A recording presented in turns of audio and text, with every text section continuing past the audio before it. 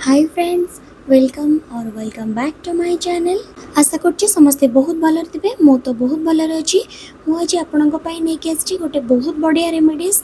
खरा दिने हम स्किन बहुत ही डल आउट टैन हो जाए, सेति पई मु आपनक पई गोटे होम रेमेडीज नै के आछि जोटा कि आपण देखुचंदी काकुडी रा फेशियल। आपण को ग्रेट करि परिबे। मु को ग्राइंडिंग करिकि तार जूस काढी दिछि। फर्स्ट स्टेप होला कि 2 चम्मच काकुडीर रस नहीं जिबा आ गोटे चम्मच दही नहीं जिबा। फर्स्ट स्टेप आमे क्लीन करबा हम फेस को क्लीन करिया पई हमर एठी रोज वाटर में यूज करिछि। आपण एठी को भी टोनर यूज करि परिबे। ता परे आपण आपनकर फेस को प्रॉपर्ली क्लीन करि देबे। आपण तो समस्ते जानि चंदी काकुडी हम स्किन पई केते लाभदायक। काकुडी हम शरीर को जेमती ठंडा रखे हम स्किन को मध्य सेमती क्लीन एंड क्लियर रखे आ एटा फ्रेशनेस दबारे बहुत ही हेल्प करे। एही फेशियल करबा द्वारा आपण को मुहरो दाग जिवो एवं स्किन ग्लो करिवो, टैनिंग धीरे धीरे कमी जिवो।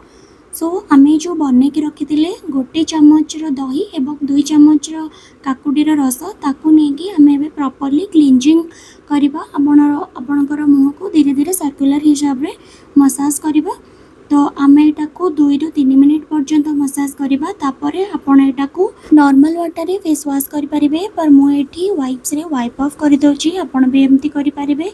तापरे आमे जिबा हमर सेकंड स्टेप को, जोटा है कि स्क्रबिंग बा एक्सफोलिएशन आमे कहि परिबा। 2 चम्मच पूर्वरो प्रिपेयर करिथिबा काकुडीर रस नहीं जिबा एवं गोटे चम्मच चाउल गुंड नहीं जिबा। आपण एटा घरे प्रस्तुत करि परिबे।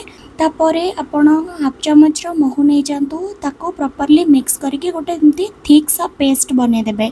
एमती थिक सा पेस्ट बनेले आपणकर मसाज करबा को बहुत इजी हबो। आ एमती सर्कुलर मोशन रे आपण मसाज करि देबे। हल्का हल्का हाथ रे मसाज करिवे, बेसी रफ करिवेनी। किंतु आपण ए टी जोन को प्रॉपर्ली फोकस करिवे, जोटा कि हमर नोज एरिया जोटी कि हमर ब्लैक हेड्स व्हाइट हेड्स बहुत थाए, चिन और फोरहेड को हमें प्रॉपर्ली मसाज कर दबा। एमती मसाज कले हमर ब्लड सर्कुलेशन बहुत भल होता है। सेति पई हमको फ्लॉलेस स्किन मिलिबारे हमको बहुत ही हेल्प करिथाए। एटा को आपण 3 ରୁ 4 मिनिट पर्यंत मसाज करला परे आपण एटा को धोई दियंतु। आपण एटा को नॉर्मल वाटर या फिर आइस वाटर रे भी धोई परिबे। तापरे हमें जिबा हमर थर्ड स्टेप को, जोटा कि हमर हला मसाज रे हमें गोटे चम्मच एलोवेरा जेल आ गोटे चम्मच काकुडीर रस नहीं पारिबा। तापरे हमें एटा को प्रॉपर्ली मिक्स करि दबा। मिक्सटा जेमते गोटे जेल कंसिस्टेंसी आसीबो सेही पर्यंत मिक्स करि देबे। तापरे आपणकर फिंगर टिप आ आपणकर हाथर मु जोटा देखुची एमती सेटा को आपण यूज करिकि प्रॉपर्ली अपवर्ड डायरेक्शन रे मसाज करिवे। अपवर्ड डायरेक्शन रे मसाज करबा द्वारा हमर ब्लड सर्कुलेशन बहुत भल होता है।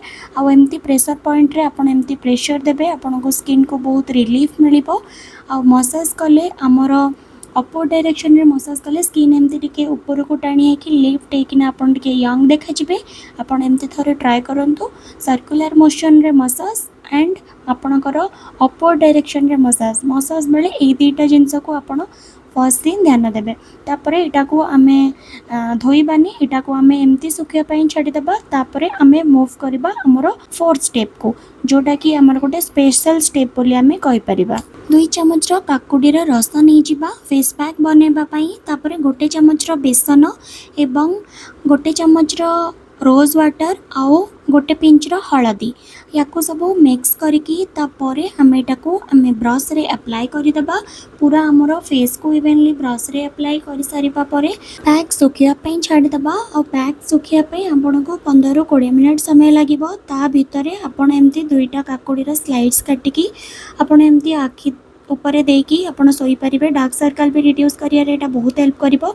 तापरे मु लिटरली एथिरे सोई पड़ीतिली, आपण मो आखि देखि जानि पारुथिबे। तापरे आपण एटा को वॉश करि देबे। आपण इंस्टेंट रिजल्ट देखि पारिबे। थरे आपण निहाती ट्राई करंतु। मु एठी मुह को वॉश करि देकी पळे आछि। आपण देखि पारुथिबे थरटे यूज कला परे स्किन केते सफा और ग्लो करूची। फेशियल परे आपण निज मन पसंदर मॉइस्चराइजर यूज कर देबे। आउ मॉइस्चराइजर लगेया को आपण जमारू भूलिबेनी। ए फेशियल को आपण सप्ताह को थरे या 15 दिन को थरे आपण निहाती करि परिबे। जदि आपण को ए वीडियोटी सतरे भल लागितिबो तेबे वीडियो को लाइक निश्चय करंतु फैमिली मेंबर को सहित निहाती शेयर करंतु आउ एमिति नुआ नुआ वीडियो देखिया पाई मो चैनल को निहाती सब्सक्राइब करदेवे। पुणी देखा नुआ गोटे वीडियो रे till then take care bye bye.